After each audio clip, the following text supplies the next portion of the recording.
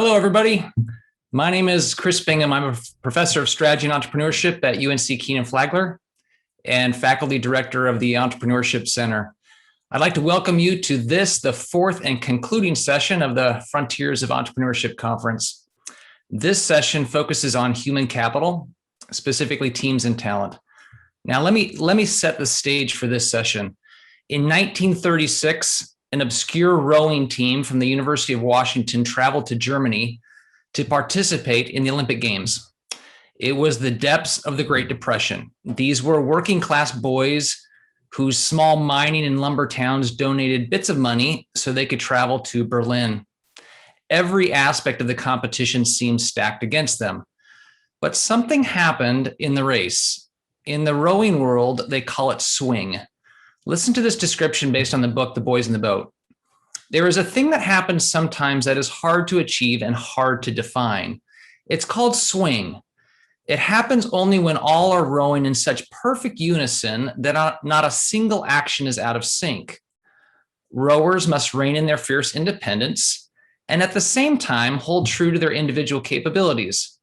Races are not won by clones. Good crews are good blends. Someone to lead the charge, someone to hold something in reserve, someone to fight the fight, someone to make peace. No rower is more valuable than another. All are assets to the boat. But if they are to row well together, each must adjust to the needs and capabilities of the others. The shorter arm person reaching a little farther, the longer arm person pulling in just a bit. Differences can be turned to advantage instead of disadvantage. Only then will it feel as if the boat is moving on its own. Only then does pain entirely give way to exaltation. Good swing feels like good poetry. Against towering obstacles, this team found perfect swing and won. The Olympic gold was exhilarating, but the unity each rower experienced that day was a moment that stayed with them all their lives. Making your organizational boat swing requires effective use of your teams and talent. Making your boat swing is hard enough. Making it swing in entrepreneurial settings is perhaps even more challenging. And that's because leaders in entrepreneurial settings are routinely contending with the destabilizing forces of technological innovation, competition, and industry disruption. Moreover, with certain sectors rapidly expanding in a remote work environment and a renewed focus on diversity, many leaders have been forced to manage distributed teams and hire people they have never met in person. How will they do all this successfully? What will be the effects of the current environment on team and co-founder dynamics or talent acquisition? More broadly, what is the evolving role of human capital in growth, innovation, and effective opportunity capture? This is what our trends report section on teams and talent helps address. This is what our panel will address with us now. Before I introduce our next speaker, I'd like to remind you that if you have any questions during today's panel, please submit them using the Q&A button on your screen, and we'll get to as many of them as we can at the end of the session. With that, I'd like to hand things off to the fabulous David Hsu, Richard Sapp Professor of Management at the Wharton School, University of Pennsylvania, to present a few trends on entrepreneurial teams and talent. David? Thanks, Chris. I should just mention every time I hear you, Chris, I learn something new. So thank you for the background here. I've been tasked to take 10 minutes to introduce the 2021 Trends Report on human capital, talent, and teams. And with that release, I think you'll be very pleased to find a lot of interesting information and trends, topics that range from opportunity versus necessity entrepreneurs, what are the success factors, particularly in the 2021 environment, that are related to those success factors. You'll also find quite a bit of material in the report related to a very notable trend that we have all viscerally experienced in the last year, which is the remote work. And what I'd actually like to do with the 10 minutes that I have is to actually share a story and how it relates to the remote work. So January 29th, 2020, I'm going to start sharing my screen. This is what I was doing. Hopefully you should be able to see my screen here. I was in Florida at the Breakers attending this conference. And just to give you a visual of what we were all looking at that time. For those who were there, you'll recall, beautiful scenes, right? And in one of the sessions in the conference, I happened to be seated next to the CEO of AngelList, Kevin Laws. And I have no idea whether, Kevin, you're on the call, but as you'll recall, Kevin, we had this discussion that opportunities like this conference really enable, which is academics meeting people from practitioners, all united to really push the frontiers of entrepreneurship. And as a result of that serendipitous meeting, I was able to access the AngelList data. Unbeknownst to us, the world was about to shut down. And thankfully, we got the data access, and it actually led to a very interesting project that I want to just take a few minutes to tell you about because it relates to one of these key trends, which is on the role of remote work. And we're going to actually take a look at regional advantage. And so just to tee this up a little bit, we all know that companies have already announced that they're going fully or in part after the pandemic breaks to remote work, really just kind of continuing what we've been doing. These are all the icons or kind of list of companies, just a small sample of companies that fall in that domain. Other companies have just decided, hey, we're just going to move out of Silicon Valley. And so that's obviously companies like Oracle, Palantir, really grabbing those headlines. On the other side of the ledger, some companies like Netflix, when are you going to bring your workforce back? Well, 12 hours after the vaccine is approved. So very different sentiment in terms of what should be the future organization of work post-pandemic. And of course, lots of headlines like this, which is on the worker side. Well, I'm not getting all the benefits of living in Silicon Valley, and I'm incurring all the costs during the pandemic, so I'm moving out. And so that kind of tees up this question that we're able to grapple with in this work, which is twofold. Do startups attract more better talent when they permit remote work? And is there short run evidence of an exodus of talent from Silicon Valley post-COVID shutdown? And I'm not going to give you all the blow-by-blow detail, but what we find in this AngelList data is the answer to both questions is really yes. And just to take a step back, I'm not going to go into the details of this, but it is very, very difficult to study these high-tech labor markets because usually we have data from one side of the market or the other. Moreover, it's even more difficult to study the role of remote work because firms are not, offering titles or skills randomly that would be conducive to remote work. And so what was nice about this empirical setting is that COVID-19, if you want to hire, it's got to be remote. And we're going to be able to exploit that a little bit in order to shed some insight on those two research questions by taking use of this data. I'm not going to go through all of this information, but this is one of the leading platforms, not only to do angel rounds, but also increasingly to recruit on this job market. And so enabled by Kevin, we were able to access a rich set of data, not only on job postings, but also on applicants in the months that span the shutdown centered on March 13th of last year. And just to give you a flavor of the type of firms and skills and jobs, I've just listed here the most frequent firms. You'll see some household names. You'll see that many of the skills are very tech or management oriented. You see the top job titles there. That gives you a feel for this type of platform and the participants on that platform. And just to illustrate how skills and job titles really differ by remote versus not. What I'm listing here on the left-hand side are the skills that are most likely to be remote and the job titles that are most likely to be remote. And on the right-hand side, those that are most likely not to be remote. And so this is all looking at within the very specialized high tech, but you can imagine that this plays out even more in spades on one trend that's highlighted in the trends report, which is the necessity entrepreneurship as well. I'm not going to go through this, but essentially we can do a empirical strategy that makes use of this forced shutdown to really kind of allow us to take off the table firm selection into jobs that are remote through this apparatus. Let me just give you a quick preview of the results, and I can tell it all in graphs. So of the applicants from Silicon Valley, there is an unmistakable trend that people in Silicon Valley are by and large applying for jobs outside of Silicon Valley post-shutdown. Now, the beneficiaries of that, not surprisingly, are the second tier tech hubs.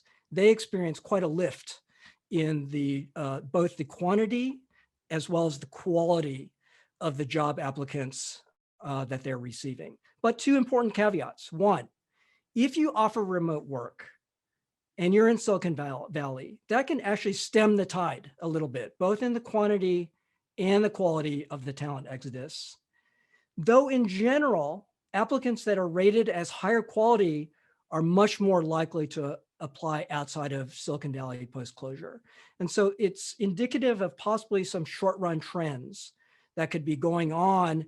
We're not able to say anything, of course, in what's going to happen over the long run, nor are we really able to say, remember, these are the labor market patterns.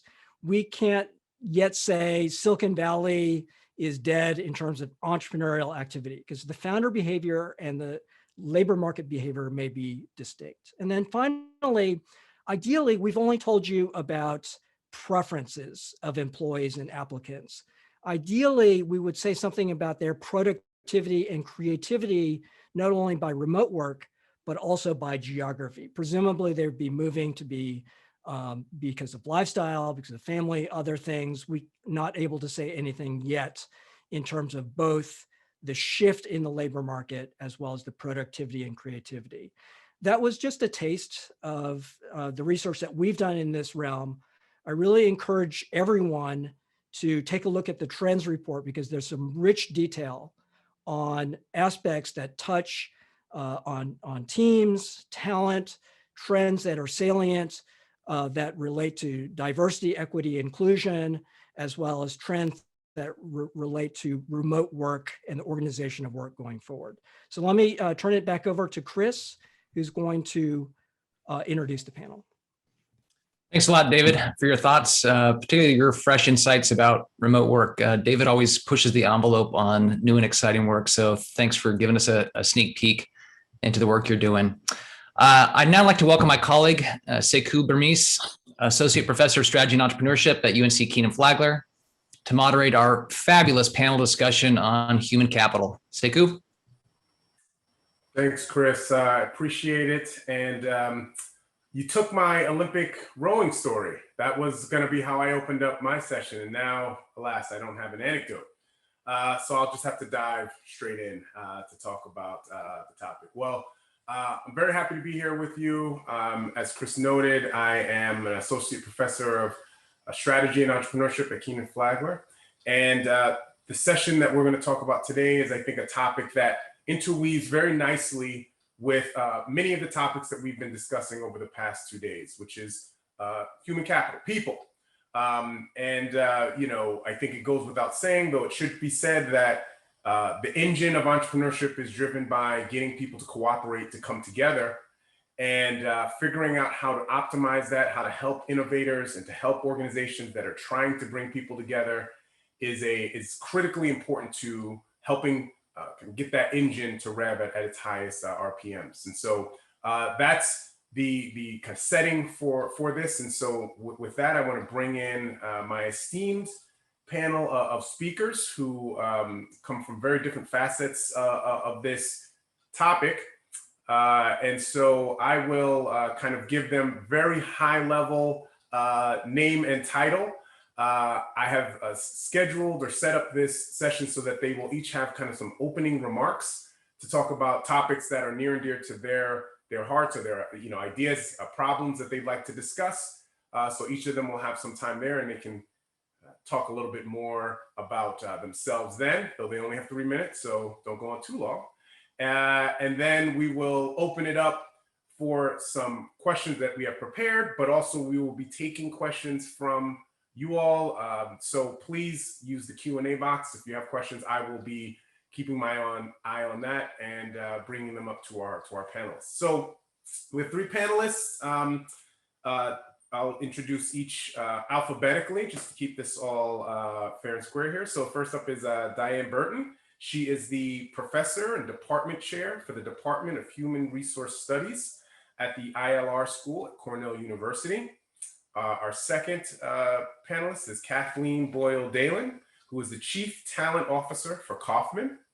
And last but not least, only alphabetically, of course, is Brad Feld, who is a managing director for Foundry Group and the co-founder for TechStars. So, like I said, very esteemed panel. I have my pen ready to take notes on these opening remarks. And so we will go in that order. So Diane, would you like to kick us off? Terrific. Thanks so much. Really happy to be here. Although I have to say, David's remarks just triggered for me the benefit of in-person gatherings and the serendipity that you get, and really, what we can't really replicate in a virtual world. And we have to keep that front and center, even though everyone is touting the benefits of doing, remote work and virtual work. There are also some real downsides and losses. So as was described, I'm the academic on this panel. I chair a human resource studies department, which is kind of an unusual department. And I sit in a labor school, which is, again, a kind of rarity in the world. And I think both of those things are going to explain my perspective, which is really about the workers, right? So much of what we know about entrepreneurship is based on studies of founders. And our topic here is founding teams. Well, but what do we mean by the team? Many entrepreneurial ventures are solo ventures. And the second most common pattern, at least when we look broadly in the world, is spousal pairs or family units coming together to found firms.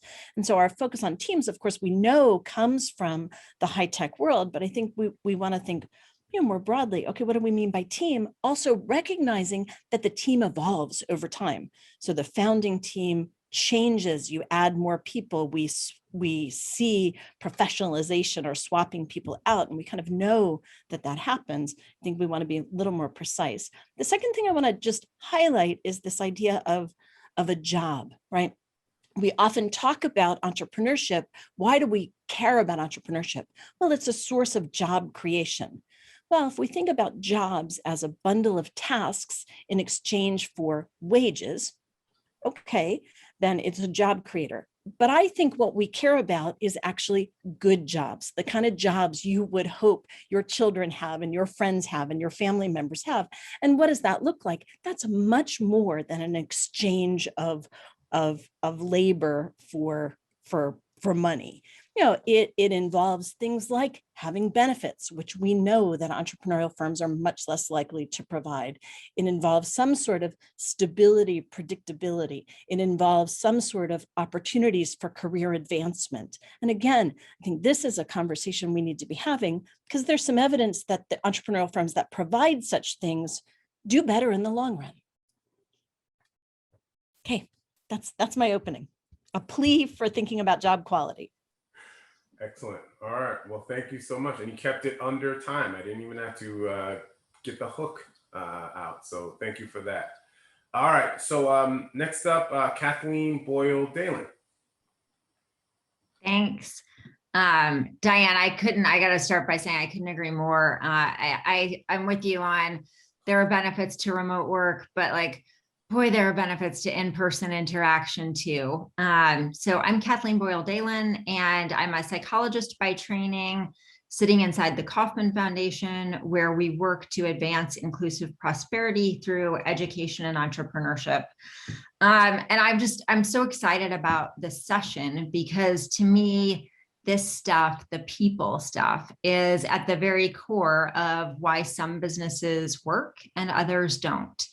And one place that I'm spending a lot of my time right now is on our work inside the foundation to advance a culture of racial equity, diversity, and inclusion. And so I just wanted to open up by not giving you a why for that work that's based in data. You already have all of that data, but instead I'm going to make it personal. And so, for me, I get to come to work each day excited. I come to work filled with energy, feeling supported, heard, and valued.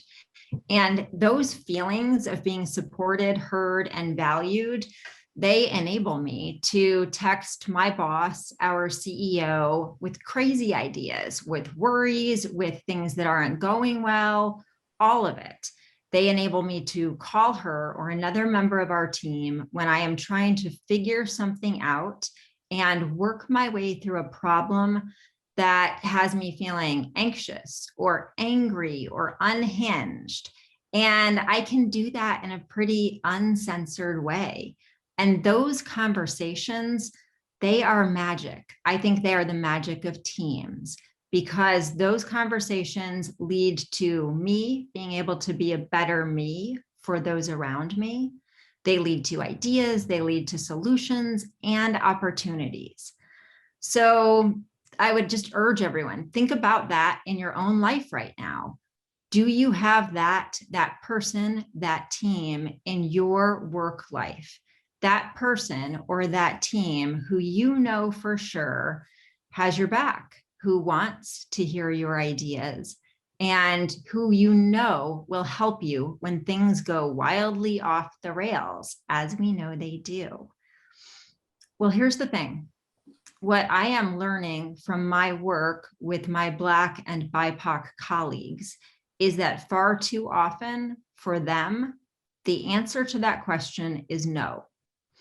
And so here are three questions that I'm grappling with. So 3 things that our team is grappling with as we work to make racial equity, diversity, and inclusion real in our culture. First one is, how do we create conditions where leaders and teams build muscles of self-awareness and curiosity? Because we know for this work, this racial equity and inclusion work to really stick, we're going to need those muscles. And I'll pause here for a second. And if you're sitting there thinking to yourself, like, I can already check that box, I know for sure I'm self-aware. Like, I like to sometimes think about myself. Well, we know the research is pretty clear on this. We know that 90% of us believe we are self-aware and about 10% of us actually are. The second big question I'm asking myself is, how do we double down on our capacity to listen? So at the foundation, we have a presentation coach. We get really good at talking about our own ideas. And so why do we not have a listening coach? Because when I look at my own work at the foundation to advance racial equity and inclusion, the places where I've made the greatest missteps, I can draw a direct line from those missteps to my lack of real listening.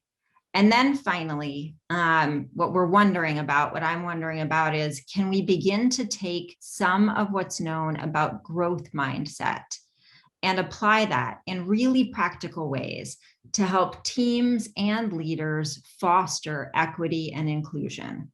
The foundation is doing some work around growth mindset, specifically with entrepreneurs. And I think that there is a link between building a culture of growth mindset and creating conditions that foster racial equity, diversity, and inclusion. So that's it. That's a little bit about what we're working on. Excellent. Thank you, Kathleen. That's great. And I forgot to do this after Diane mentioned, but these topics link into what you will find in the trends report. So a bit about what Diane was talking about as far as the nature of those teams that are founding new ventures. One of the trends we see are a lot more of these solo ventures that are becoming unicorns, so to speak. But we all know you don't become a unicorn by yourself. So you might be solo founded, but you bring on a team. right? And so what is the founder versus employee, and how does that operate? What's an ideal way to approach that? And then with what Kathleen is talking about in the form of diversity, equity, and inclusion, aside from just ventures themselves kind of dealing with this, a lot of the trends report goes into how this is finding its way into conversations that LPs are having with GPs, for example, and the like, about asking and pushing for more information about how diversity and equity and inclusion are being incorporated in decisions around investing and the like. So definitely aligned there. All right. So last but certainly not least, Brad. Good to see everyone. Thanks for having me. Brad Feld, I'm a partner at a venture firm called Foundry Group. We have about $3 billion under management. We invest directly in companies, but 25% of our capital is invested in early stage venture funds. We've got about 40 partner funds that we've invested in. Also co-founded TechStars in 2006, which today runs about 40 accelerator programs globally and makes about 400 investments around the world. I want to talk about three things that have been prompted by the beginning conversation here. One, Diana made, I think, some powerful and useful comments, but categorized the universe as underneath it as entrepreneurship. And I think one of the challenges is the word entrepreneurship today is a word that is now being used to encapsulate a very, very broad set of types of companies. And as a result, the nuance in the dynamics vary dramatically depending on the type of business. A phrase that the Kauffman Foundation pioneered in the 1990s is high growth entrepreneurship. And it's a phrase that I don't think has been broadly persistent, but there's a very interesting phenomena that globally that is happening, but that we can reference in the US. The primary government agency in the US with regard to entrepreneurship is the Small Business Administration. And politically, the phrases small business, Main Street business, and entrepreneurship are all linked together in sort of one institution. One of the phenomena I've experienced with my own work with both TechStars and books I've written like Startup Communities is this broad democratization of entrepreneurship globally over the last decade. And that broad globalization or democratization of entrepreneurship in a lot of ways starts to create more clarity on even segmentation of types of businesses. And it's not a judgment on which are good or which are bad. It's that the characteristics and dynamics among them are quite different. And a very simple heuristic that I started using in 2012 when I wrote Startup Communities was high growth entrepreneurs versus local business. And the difference between sort of the aspiration of the business, even if they were 1 or 2 or 3 employees, based on the characteristic of the business. And I think in the context of remote work, the dynamics are quite different, both in terms of labor, but also customer, both in terms of the way those businesses function and the relationship those businesses have to other businesses that they are geographically proximate to. Second comment I'd like to make is came from David's sort of ending conclusion, and he had a line that said short-term versus long-term. And it sort of followed the statement of, it's too early to say that Silicon Valley is dead.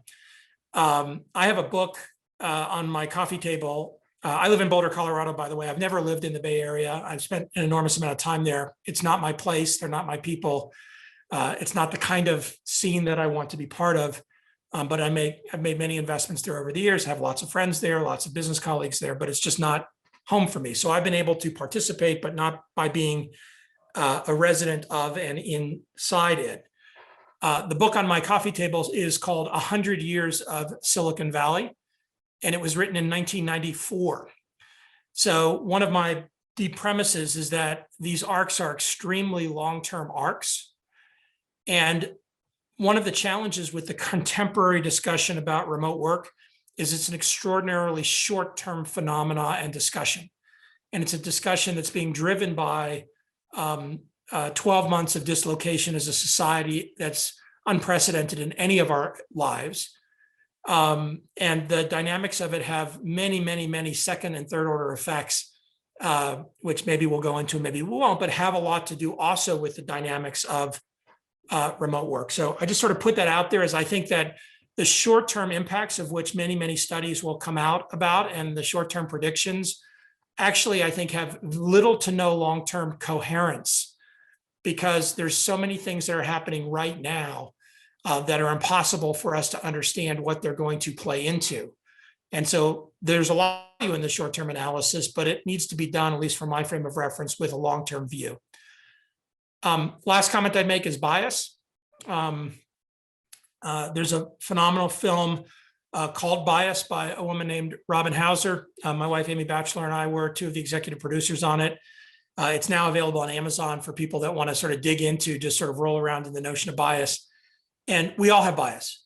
There's lots of phrases around bias. Bias has certainly surfaced more visibly in a business context, both around equity, and I use the word equity specifically versus the word equality, not just on racial dimension, but also on gender, age, a number of other characteristics around equity, sexual orientation, sexual preference.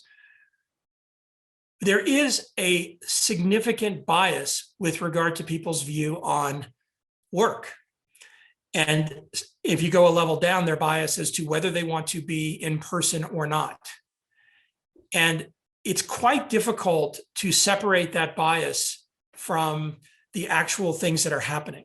And that's true, generally speaking. And I'll use the Netflix slide as an example. I have about 80 data points from CEOs that we're direct investors in. The 50% of those CEOs who, like Reed Hastings, embrace physical intimacy with other people. And I don't mean that in a sexual way. I mean that in terms of a need to be around other people as a cultural norm or a cultural belief. All have that similar kind of bias. We are going to get back into the office no matter what, completely independent of what the employee base feels or the individual employees feel and what their own challenges and constraints are. If you're an employee who is immune compromised, back to work 12 hours after the vaccines are approved is not a very smart thing to do as a business, nor is it a very comfortable thing to do as an individual. In addition, the notion of introvert versus extrovert, people who are individual contributor versus team contributor, people who are leaders versus people who are managers, people who are doing deep, thoughtful, isolated work versus people who need to work collaboratively, people who need extended period of time alone versus people who go from meeting to meeting to meeting. Again, there's not just in their role, but in their own personality, some of which bias towards the roles they end up having, but don't always.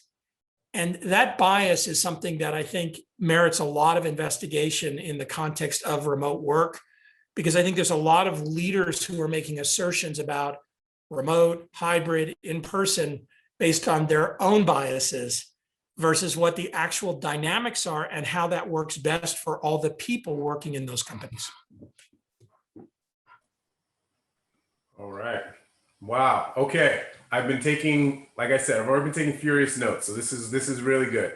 So I want to start our panel off with a generalized question that I think is fairly related to some of Brad's comments around the shift to virtual work due to COVID, and now this the discussions and the beginnings of this returning to work.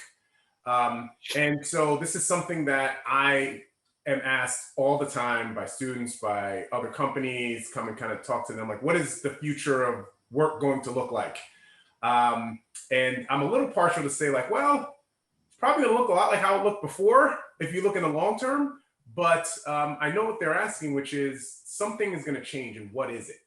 And so I wanna kind of ask to you in kind of what you've seen in your work or readings, et cetera. How do you see this talent management strategies being impacted by this pandemic? And you can also incorporate now, I think, the return to work movement or discussions.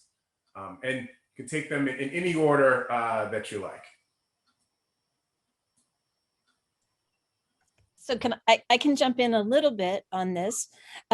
So we interact with the kind of senior most HR professionals in large global companies on a regular basis, and every single one of them is struggling with this.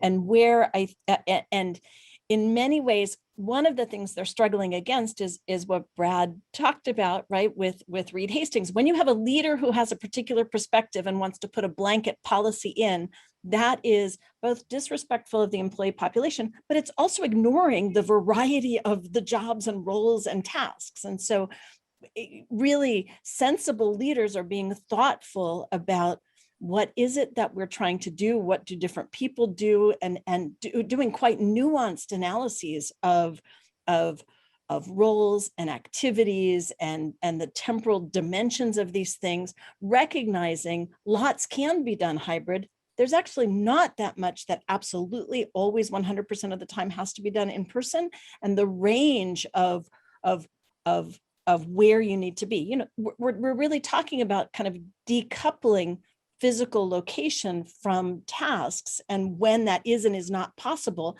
well, that's on a you can analyze that on a role by role case, but it takes a lot of work to do that.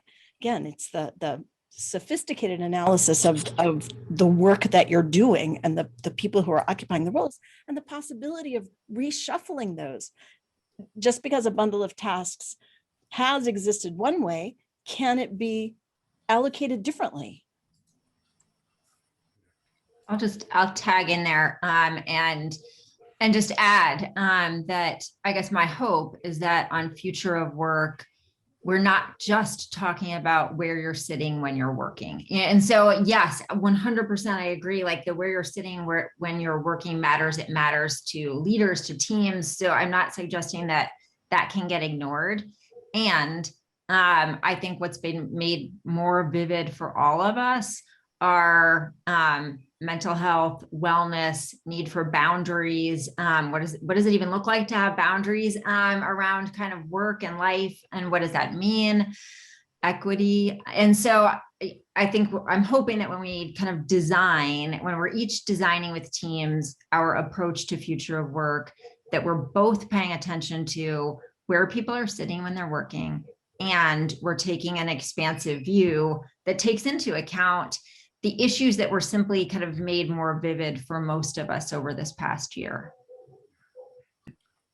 I'd add that there's an extraordinary, not a small, but an extraordinary number of activities in business, and especially in entrepreneurship, that have enormous wasted time, energy, and money and friction because of the historical need of geographic movement to execute those things.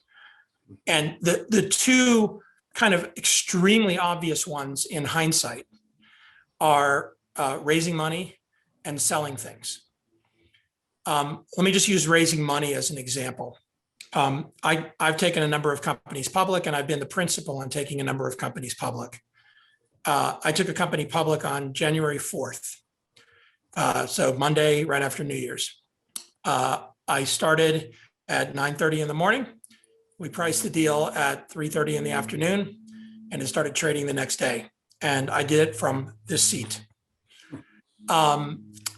Historically, that would be a 3-week process on private planes, spewing lots of, carbon into the air, going from 30-minute meeting to Blacktown car to next 30-minute meeting to Blacktown car to next 30-minute meeting to airport to private plane to next city, collapsing at night, trying to get through my email from whatever happened that day, and then doing it the next day for 2 weeks, maybe 3 weeks, depending on the size of the deal.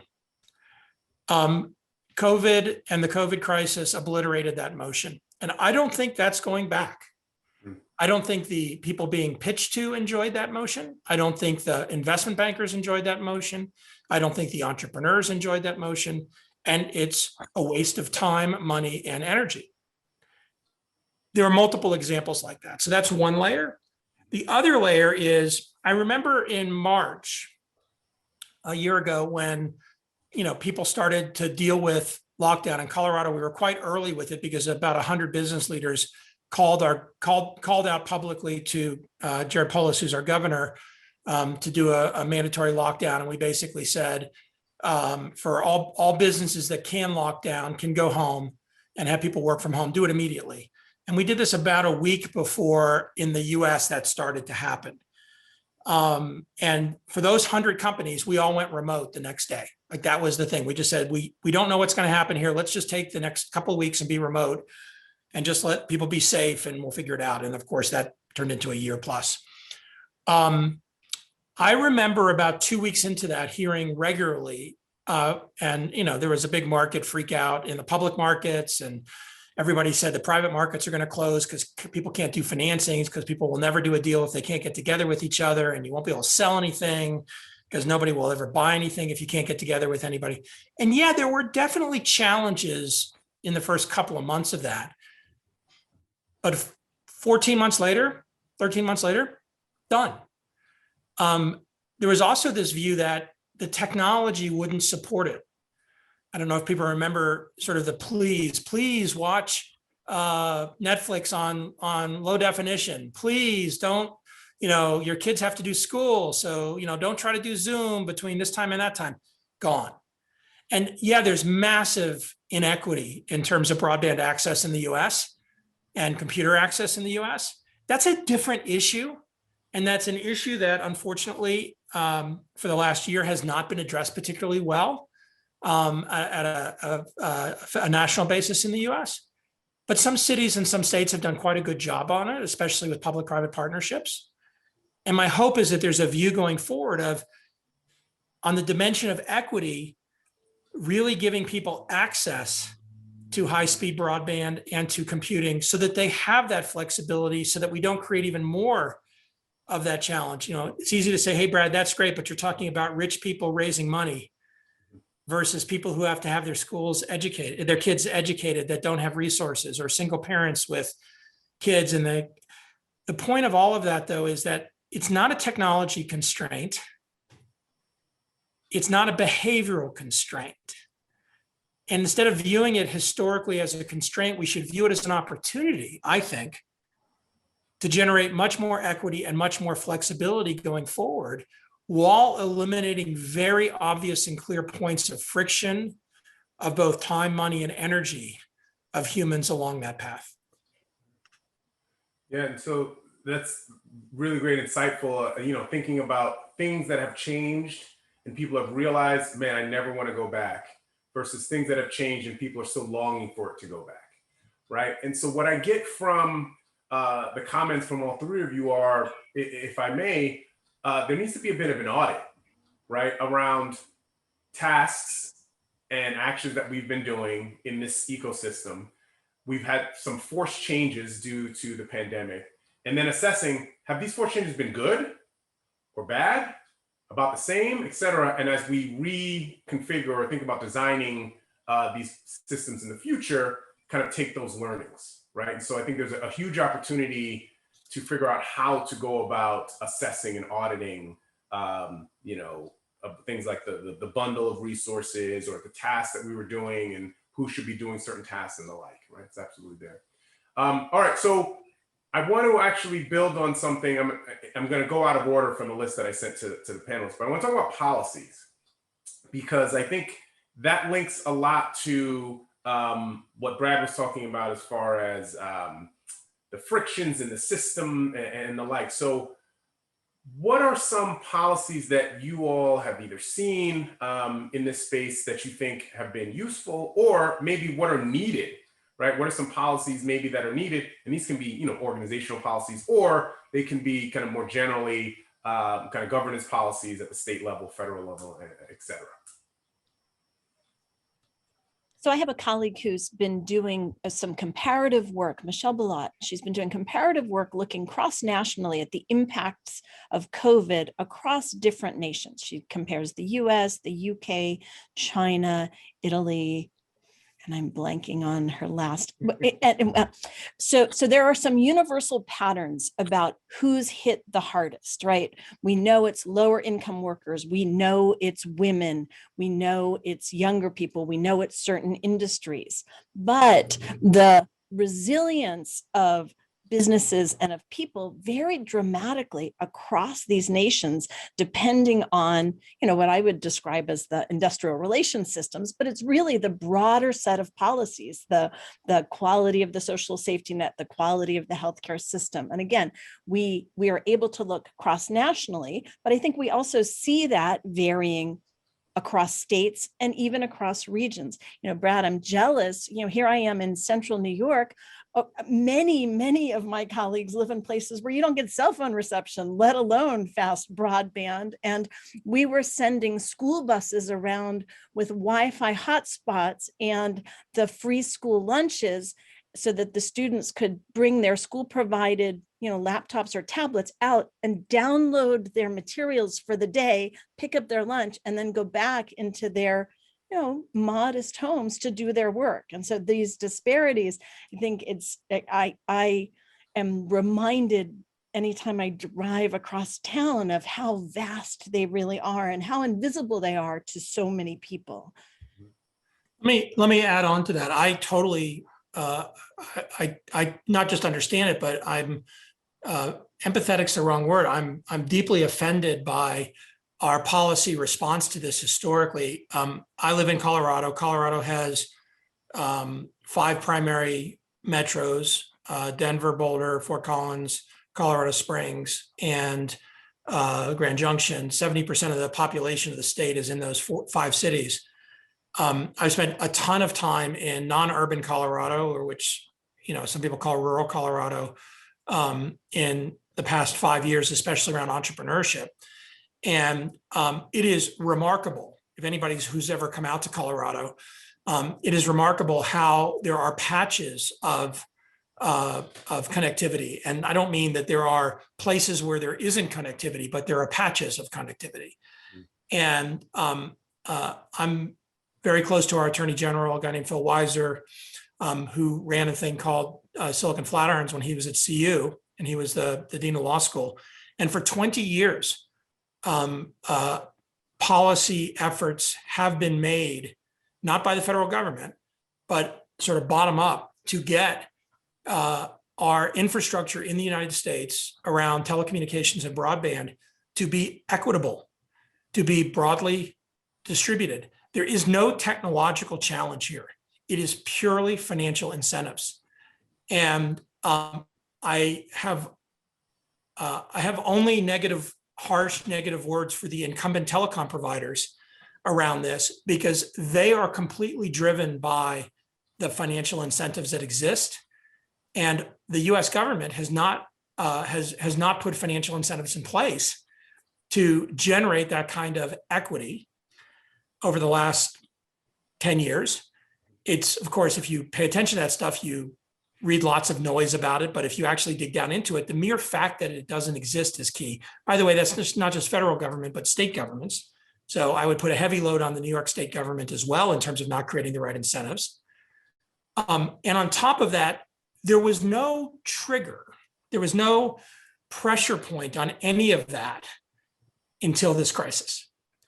So, I believe that we will now see in the US meaningful change in those incentives, which will then generate different commercial activity. But as a country and as a society, in terms of enabling that, we've been pretty pathetic. And that actually makes many of these things much harder in a way that's unnecessary. The interesting counterpoint to that is that the power of the COVID crisis and what people have just gone through, I think across many dimensions, not just in business, but in entrepreneurship, causes people to recognize that, this is not a normative or necessary sustainable phenomena. And in fact, the societal cost of it, not just to the individuals, but to the businesses, is quite high against the investment needed for us to be in a position where 5 years from now, we would never, what you just said would never happen again. And I would say I'm an optimistic I'm an anxious optimist. I lean optimist, but I'm anxious about it, or maybe an optimistic realist. I don't know what the right joint language is. I don't believe that there are the right pieces in place. I am hopeful, especially from places like academia, there will be very clear research done to help understand what really are the broad costs in a way that then motivates those policy dynamics to create the right incentive. I'll stop with that. That's I just want to go on that. I think, by the way, I have one more thing. I think it's very interesting to see how well-resourced companies, including very entrepreneurial companies, have behaved in this with regard to other well-resourced companies that are not as entrepreneurial. The well-resourced entrepreneurial companies, many of them recognize that issue. When the sort of the comment about them not necessarily providing benefits for their families, I sort of get that stuck in the local business versus high growth entrepreneurial sector, where many of the well-funded, well-resourced, high growth entrepreneurial businesses put a lot of energy into enabling that for their employees because they had the resources to do it and invested in their employees. In contrast, many of the Fortune 500 companies who also were extremely well-resourced put no effort into that. And if anything, kind of put more burden on their companies. And we saw this across some interesting anecdotal, certainly not statistically relevant, but anecdotal movement of employees, where several of our portfolio companies who were hiring, part of the hiring was, as part of us hiring you, instead of a relocation stipend, you can live wherever you are. And we'll give you the equivalent that we would give you to relocate to work on your house infrastructure. So your house infrastructure is more conducive to remote work. We'll give you $10,000 to buy furniture. We'll give you a brand new computer. We'll give you 2 monitors. Oh, your internet sucks. We'll pay for, oh, you don't have good internet in your region.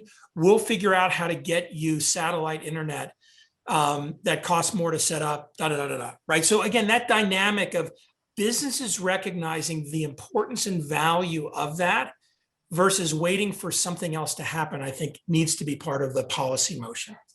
I want to push on that because I think you are talking about the rare and fabulous and generous. I mean, I'm seeing stipends like you can have $400, which isn't going to give you a chair.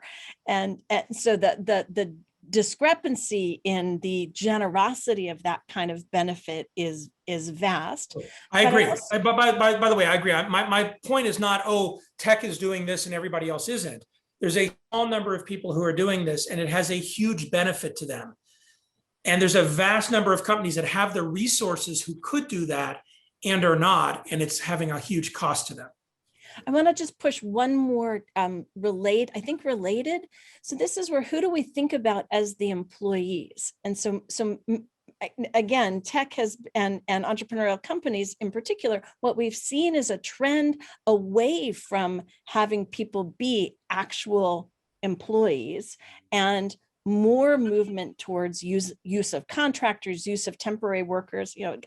Google has been all over the press with this kind of almost like a 2-tiered system. And we see this increasing over and over. And I just, again, so the lucky employees of generous companies are getting fantastic resources, but we see the rich getting richer and this kind of, what I would describe as a vast underclass of the loosely affiliated temporary.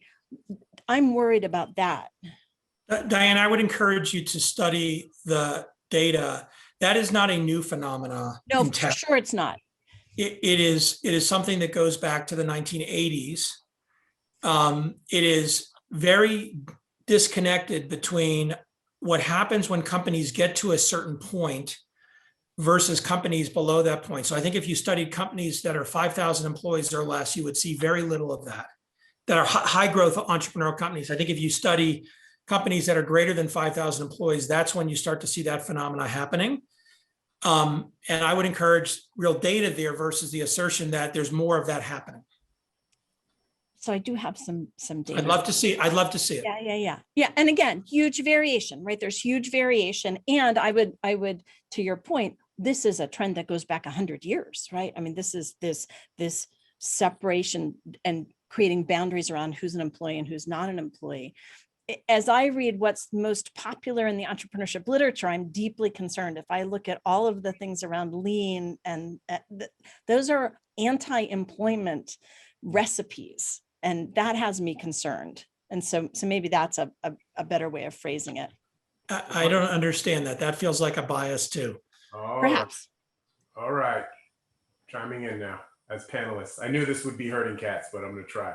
It's good. Isn't that more interesting than if we all just agree with each other all the time? No, this is good. I just want to get Kathleen engaged into the discussion if she has anything to say. If you don't, that's fine, but I did want to give you an opportunity to opine on this. Yeah, I mean, the things I would add, but these could be the whole separate conversations, are around other areas of policy where we see inequity. And so like, I feel like what we've seen this past year are the gaps that get created around caregiving, for example. And so what does that do to women in particular and their ability to fully participate in the workforce there? So I think there's a whole kind of caregiving piece here, not just around children, but around, older family members. And I think we saw that play out this past year. Not that it hasn't existed. It was, again, just kind of laid bare for all of us. And then same thing when we think about, access to healthcare. So I just think some of those larger inequities that exist, we saw them more clearly as a community, as employers, and those are policy areas that I think bear thinking about. And, one of the benefits of this conference is, the discussion that you're having, that's an empirical question, right? That's one that, Kenan Institute can say like, hey, let's actually test to see if which one of these, pans out. Maybe we can understand maybe the mechanism a little more. So this is absolutely, Brad, this is great. I love this. This is what I try to get in my classes all the time. Anytime you guys want to come to my MBA class and talk, please. All right, so we have a couple of questions from the audience. And so I want to get this one in from Happy Ghosh. She asked, how can you help entrepreneurs, both high growth and local, hire fairly and equitably while operating on limited resources, right? So this is, I think, one of the key questions when you start thinking about talent management with small firms that are bootstrapping just to keep things together. And then on top of that, they're trying to think about equity. So what are some ways that you think that small firms can do this optimally? And so I have kind of one thing to think about there is just, regardless of size, I would draw all of our attention back to there are hiring practices that help us mitigate bias. And so like those practices are available to all of us. And they come down to both the kinds of questions that you ask and the way you structure and the way you use consistency in your hiring process, and backing up a step before that, building that wider, diverse network. So I would just call out those things that are accessible to all of us. Take work, right? Like it takes time to ensure that you have a broader network, but it's that broader network that will help produce a more diverse pipeline of talent. I'm going to answer this with regard to the high growth entrepreneur segment, because I don't know, I don't have a strong feeling of how to address local business segment with regard to this. On the high growth entrepreneurial segment, I think step one is for the entrepreneurs, founders, and investors to acknowledge the massive inequity in the existing infrastructure that exists and the hiring dynamics that exist and the networks that exist. There's long been an understanding of gender equity issues or inequity in tech. I got involved and was chair for a decade, founding chair of an organization called National Center for Women in Information Technology, that a woman, Lucy Sanders, who had previously been CTO of Avaya, founded and ran. And it's had an incredible impact from a research perspective on helping both understand what's going on, but also understand how to affect it on the gender equity dimension with regard to computer science and technology. The tech industry as a whole was very slow to deal with that. And really, until the Me Too movement, didn't acknowledge the depth of the gender inequity in tech. And I would say for racial inequity, it wasn't until the murder of George Floyd that the tech industry really acknowledged the even more extraordinary inequity with regard to Black and brown entrepreneurs, founders, and employees, and not just the numbers, because the numbers are the outcome of the dynamic, but the inequity of what was going on, and the bias and or discrimination against and or dynamic. There's an add to the DEI language, which is B, which is belonging. And I think the language around belonging has been so profound for a lot of leaders here. I don't know if people are familiar with Susan Fowler's story in Uber and the book she wrote, which is extraordinary.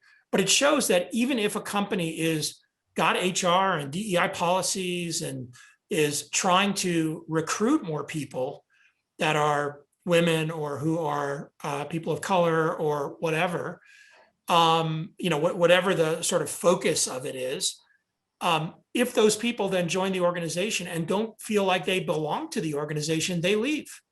Yeah. And you don't actually address the problem. And in some cases, you make the problem much worse and you generate even more inequity because of that dynamic. So for me, and for sort of the world I have played in, like, number one, acknowledge. Number two, take an active role instead of a passive role. When George Floyd got murdered, I realized that while my wife, Amy, and I had been supportive of many social justice causes over the years, we were not active participants. I'll speak for myself, not Amy. I was not an active participant in eliminating racism in America. I was a passive participant in social justice. And the shift from being a passive to an active in this context is really important. By the way, it means you're going to make a bunch of mistakes. You're going to say a bunch of stupid things. You're going to feel really uncomfortable. But importantly, you're going to learn. Yeah. And if you're able to approach it with a learning mentality where you're trying to, over a long period of time, actively involved in not eliminating, but in helping eliminate. And that's the third, which is this notion of being an advocate or an ally or an accomplice, also language I like, versus fixing the problem. I learned this from gender equity. As a white male in 2005, when men, and almost all of them were white men, showed up in the gender equity and tech discussion, at best, what they said or did was neutral, and it was often harmful. And within a couple of months, I thought I was reasonably gender enlightened because my parents are equal partners in their relationship, and I'm an equal partner with my wife, Amy, in our relationship. Within 3 months, I'm like, yep, whatever I'm going to say or do, at best, it's neutral. And so from that came language of male advocacy from NC Witt. And today, I think this notion of being an advocate, of being an ally, of being someone who shows up and actively helps, but is not the one fixing or solving the problem, because that has a whole bunch of other implications. I'll end with, we've seen this in tech for the last decade, where time after time after time, men, and almost always white men, show up and actually make it almost impossible for other people to engage in something going forward because of their behavior. And it's not debating. I mean, I like to think that sort of Diane pushing on me and me pushing on Diane, I don't think philosophically we're that far apart in terms of the discussion. It's around the precision of a particular thing. It's trying to dig deeper into that versus saying, you're wrong, I'm right, this is the answer, you should do this, here's how it should be. Eliminating all that and trying to learn and grow and develop those relationships. I guess, Brad, you made me think about one other thing that I would add to this, which is just to make sure that, whatever you're doing as you're working on your policies and practices around talent and working toward diversity, equity, inclusion. And I'm so glad you said belonging. I think, like, look around the room and look in the mirror. And, if you find that you're having that conversation and doing that work, and it's a bunch of white women sitting in the room trying to figure this out, then like you got to start there. And I'm not suggesting that Black people and people of color need to do the work for us, but I am suggesting that like we need to then be active in getting more people to the table to change those practices, because you don't know what you don't know. And those are hard learned lessons sometimes. But I do think we have some very well-known, well-vetted practices that are not well implemented. So you started to talk about the value of structured interviewing and asking questions that are related to the work that needs to be done. So assessing people not on whether you like them, but on whether they can do what needs to be done. Well-known technique. Two other techniques just for this hiring that I want to highlight. One is blinding, right? Looking at resumes and stripping out the identifying information that gives away gender, race, ethnicity, right? We have great evidence that this actually matters. We see it in a famous study of symphony orchestras. When musicians played behind a screen, it radically altered the composition of orchestras. I have a young colleague, Sean Fath, who is studying blinding in more general conditions, hiring conditions. You know, we've seen it, Laura Huang did it with pitches, with entrepreneurial pitches to investors.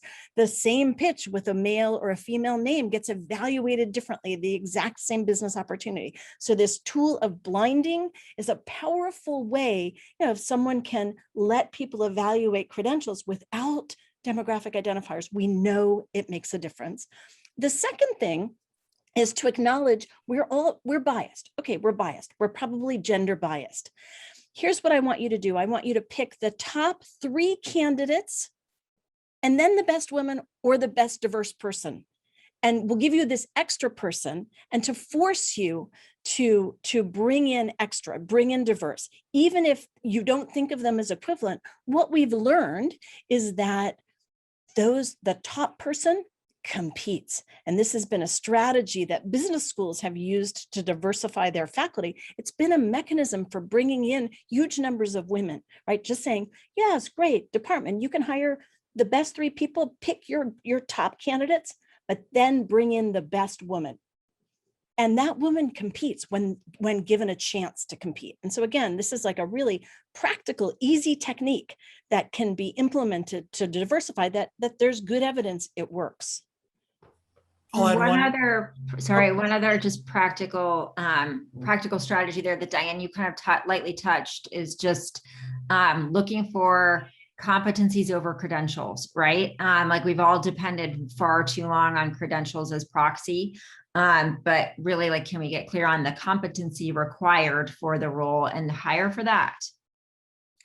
I'll give a quick tactic as well from an entrepreneurial perspective, that is language and nuance around language. There's several of them, but I'll use one. There is a phrase used regularly within entrepreneurship and business generally around culture fit. And you look for people with culture fit. And my suggestion is you eliminate that phrase from your language. The language I use is culture add. You as a business, especially a high growing business, have cultural norms. And one of the things that founders get to do is create the cultural norms for their business. But as you grow your business and add people to your business, you want your cultural norms to stay stable and solid, and they'll grow and change and modify. But you want people who will be cultural additions to what you're doing rather than fit within the culture that you have, where you then create and reinforce a monoculture. So there's, again, multiple other language like that, but sort of investigating, am I using language that's limiting my ability to not just hire, but actually attract people who don't necessarily identify, again, coming back to this notion of belonging with what the business actually is. And I think in my experience, the companies that have done that, when you look at them, when they're 100 people rather than 10 people, they have wired into their organization this notion of a much more broadly diverse workforce, and a sort of a caring about equity in all the things they're doing with regard to the business. All right, that was excellent. I think, Happy, you got at least 5 tactics that can be used. So thank you, panelists. All right, we're coming up on about 5 minutes left. So I want to get one more question, and then I want to finish on some forward-looking kind of what things should we be investigating moving forward. So this question comes from Bobby Franklin. Bobby asks, is the pandemic an inflection point for improved entrepreneurial activity in regional ecosystems outside the epicenters, i.e. Bay Area, New York, MA, et cetera? How can we maximize? So I interpret that question as, have we reached a point where we've maybe maxed out in the epicenters, and maybe now we're going to see growth in areas that hadn't historically been epicenters? That's how I interpret it, but if you interpret it differently, let me know. But that's Bobby's question. I know Bobby pretty well. Bobby's the head of the National Venture Capital Association. So I'll take a crack at answering this. I think this is a phenomena that we are a decade into. And I think it's a phenomena that is hard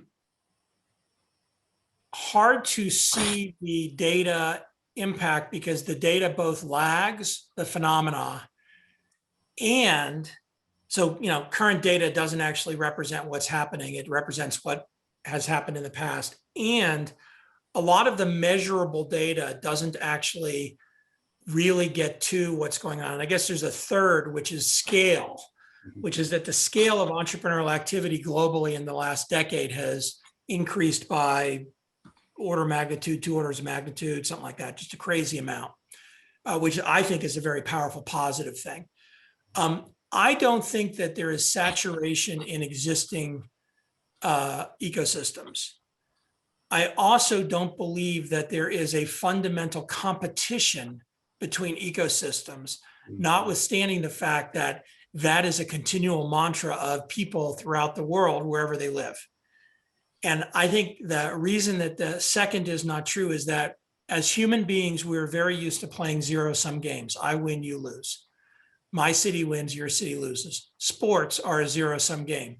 Politics are a zero-sum game, right? We're so sort of wired into this I win, you lose mentality. And my view with entrepreneurship and the growth and development of entrepreneurial ecosystems is a positive sum game. By the way, I used to call it a non-zero sum game. Yeah. I don't know why I got stuck in that language, which is very negative feeling. I just, for a while, that's what I called it. And I woke up one day. It's economist language. It's negative. I know, but I woke up one day and I'm like, why am I calling this non-zero sum? It's positive sum. Like we're all benefiting. Now, there's lots of negative stuff that happens because it's not equally distributed. It's not equally equitable. Like what's happening in Buffalo, which is versus what's happening in Rwanda versus what's happening in Toronto versus what's happening in Canada broad, like versus what's happening in Rio. Like it's not equally distributed. It never will be. Mm-hmm. But the spread of that democratization is happening at a pace that's unprecedented, and in a way that's unprecedented, which I think COVID has accelerated, not because of the distribution of work so much as the distribution, the wiring of distributed communication and distributed interaction dynamics. The first stage, by the way, to this democratization was the democratization of information, the ability that somebody in Rio could get information about entrepreneurship by going to this thing called the web or the internet. Like we needed a step, and now we're at another step, which is the phenomena is happening. So back to Bobby's question, is a pandemic an inflection point for improved entrepreneurial activity in regional ecosystems? I don't think it's the inflection point. I think it's a huge amplifier. Okay. And I think we're going to have multiple other inflection points because it's not a line. It's this complex system where you have these big step functions, and the step functions aren't stable. You'll have step function, but then you're not going to have steady growth from that step function. It's going to bounce around. To link it back to remote, the nature of work, I think it's a great opportunity to, in those ecosystems, in those geographies, for people on the public side, the private side, the entrepreneurial side, the local business side, to rethink equity in those communities, because entrepreneurship often generates substantial wealth. Yeah. but that wealth is highly concentrated. And so if all that happens from the entrepreneurship is you concentrate more wealth amongst few people, it doesn't actually create long-term robust communities. Right. So it's an opportunity for us to rethink that and to build off of that. All right, Diane or Kathleen, any comments on the inflection point, thinking about regional ecosystems?